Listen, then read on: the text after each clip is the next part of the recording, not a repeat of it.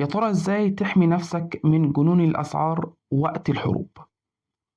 دلوقتي لو صحيت الصبح ووجدت إن سعر البنزين تضاعف، السلع ارتفعت، الدولار وصل ل100 جنيه، الشركات بدأت تقليل العمالة. على فكرة ده مش سيناريو خيالي، ده الواقع اللي بيحصل في معظم الدول وقت الحروب. وأكبر مثال الحرب الدايرة حاليا في وطننا العربي وأمريكا وإيران واللي ما تسموش. التاريخ الاقتصادي بيثبت لنا إن الحروب بتؤدي إلى ارتفاع التضخم واضطراب سلاسل الإمداد، ده حسب تقارير الورلد بانك والصندوق النقدي الدولي. لكن السؤال الأهم إزاي يحمي الإنسان العادي نفسه من موجة الغلا دي؟ في الفيديو ده هنناقش 7 استراتيجيات حقيقية وعملية لحماية نفسك من موجة الغلاء والتضخم وقت الحروب. السلام عليكم. تعالوا نفهم ليه الأسعار بترتفع وقت الحروب بهذا الشكل الجنوني. الأسعار بترتفع وقت الحروب لأسباب متشابكة. خلينا أوضح ده الأول بصريا ثم نفسره. لما الأسعار بترتفع من ناحيتين في نفس الوقت، العرض بيقل والطلب بيزيد، دي ممكن تكون أخطر توليفة اقتصادية. لو بصيتوا معايا في الصورة الموضحة أمامكم، أولا من جانب العرض ليه البضاعة بتقل؟ هتلاقي في أسباب كتير، مثلا انقطاع الإمدادات، المصانع بتقف أو تتدمر، الطرق والموانئ بتنغلق، سلاسل التوريد بتنهار، يعني نفس قدر الطلب بس بضاعة أقل. ده هيساوي إيه في الآخر؟ هيساوي سعر أعلى. وبرضه هتلاقي نقص العمالة، ملايين العمال بيروح الجيش فالإنتاج بيقل في كل قطاعات زي الزراعة والصناعة وغيره. أما لو بصيتوا من جانب الطلب، ليه الطلب بيزيد؟ مثلا لو جينا للطلب العسكري، الدولة فجأة محتاجة كميات ضخمة من الوقود والغذاء والسلاح، فهنا بتنافس المواطن العادي على نفس الموارد.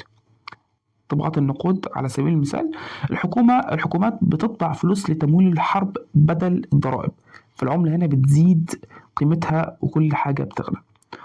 وفي حاجة برضو مهمة هي شراء الذعر. الناس بتخاف وبتشتري أكتر من احتياجاتها، فالرفوف بتفضى وأصحاب المحلات بيلاقوا فرصة يرفعوا الأسعار. وهنا ينتج عن الأسباب ديت تضخم حاد في الاقتصاد. وشيء تاني آخر المضاربة، التجار والوسطاء بيشتروا البضاعة ويخزنوها ويبيعوها بسعر أعلى، وعلشان المخاطرة عالية فبيطلبوا سعر أعلى. تمام؟ أعتقد كده إن إحنا فهمنا ليه الأسعار بترتفع وقت الحروب بشكل مبسط جدا. نيجي بقى للجانب العملي، خطة النجاح الاقتصادية. خطة عملية من 7 خطوات واقعية يمكن لأي شخص تطبيقها في مصر والوطن العربي. تمام؟ الخطوة الأولى إن لما الحرب بتبدأ بيحصل انهيار للعملة المحلية، فالمستثمرين الأجانب بيسحبوا أموالهم والطلب على الدولار بيزيد، فالعملة المحلية بتنهار. في أزمة لبنان 2019-2020 الليرة خسرت أكتر من 90% من قيمتها. يعني اللي كان بيشتري الحاجة ب100 ليرة بقى يشتري نفس الحاجة بس ب1000 ليرة. ده مش بس غلاء، ده محو كامل للمدخرات.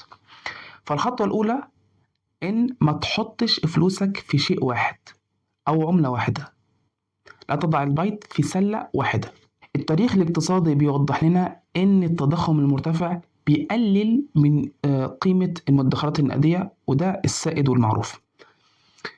وعلشان كده بينصح الاقتصاديون إنك توزع مدخراتك بين أصول حقيقية واستثمارات منتجة وعملات قوية. تاني خطوة وهي أهم قاعدة اقتصادية وقت الأزمات، السيولة والمرونة. لازم يكون معاك على الأقل سيولة 3 شهور، احتياطي مصاريف 3 شهور، حتى لو قل مرتبك، حتى لو وقفت الشركة أو حدث ركود اقتصادي. ده بنسميه في الاقتصاد emergency fund. ودي قاعدة معروفة عند المستثمرين إن في الأزمات السيولة والمرونة أهم من الربح أصلا. يعني ما تخاطرش بكل أموالك وما تدخلش استثمارات أنت مش فاهمها. ونيجي بقى للخطوة رقم 3، قلل المصاريف غير الضرورية. في الأزمات يجب أن نفرق بين الاحتياجات والكماليات. الكماليات مثلا زي إنك تروح مطعم، الاشتراكات غير المهمة، المشتريات العشوائية مثلا، دي مش أسوأ، دي اسمها إدارة أزمة مالية. ونيجي بقى لأخطر شيء وقت الأزمات، الخطوة الرابعة، اعتمادك على دخل واحد. في الأزمات أو في غير الأزمات ما تعتمدش على دخل واحد، خلي عندك مصدر دخل إضافي. تمام. عمل بقى على الإنترنت، تجارة حرة، تجارة بسيطة كده أونلاين، فريلانس. أهم حاجة يكون عندك دخل إضافي. الفكرة هي تنويع الدخل بس. ونيجي بقى للخطوة الخامسة اللي هي مرتبطة بالرابعة، استثمر في مهارة لا تتأثر بالأزمات.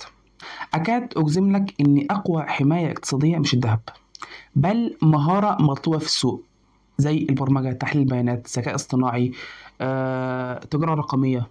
المهارات ديت بتديك قابل للزيادة وقت التضخم، وما بتختفيش وقت الأزمات. وعلى فكرة المهارات اللي زي كده قد تضاعف دخلك أكتر من أي استثمار تاني. الخطوة السادسة، ما تاخدش قرارات مالية بسبب الخوف أو الذعر.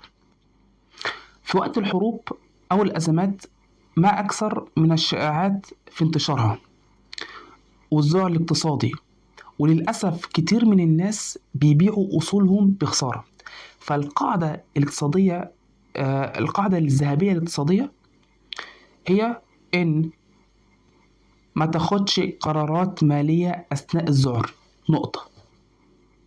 أوكي؟ الخطوة الجاية مهمة جدا، وهي إنك تراقب الاقتصاد العالمي.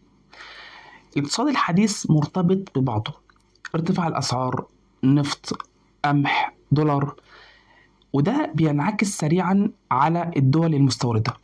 فعلشان كده لازم تتابع تقارير صندوق النقد الدولي وتقارير زي الورلد بانك والحاجات ديت، لأن المؤسسات ديت بتنشر توقعات تضخم وتوقعات الاقتصاد العالمي. يا صديقي العزيز، الحروب ما بتحصلش في ميادين القتال بس، بل في الاقتصاد والأسواق. لكن الشخص الواعي اقتصاديا يمكن أن يقلل تأثير التضخم، يحمي مدخراته، بل ممكن يستفيد من هذه الأزمات. وعلشان كده بيقول أحد المستثمرين إن الأزمات والحروب لا تدمر الجميع، بل تعاقب غير المستعدين. وبس كده يا عم. ولو عجبك الفيديو ما تنساش تضيف لنا لايك وتقول لنا رأيك في الحلقة في الكومنتات.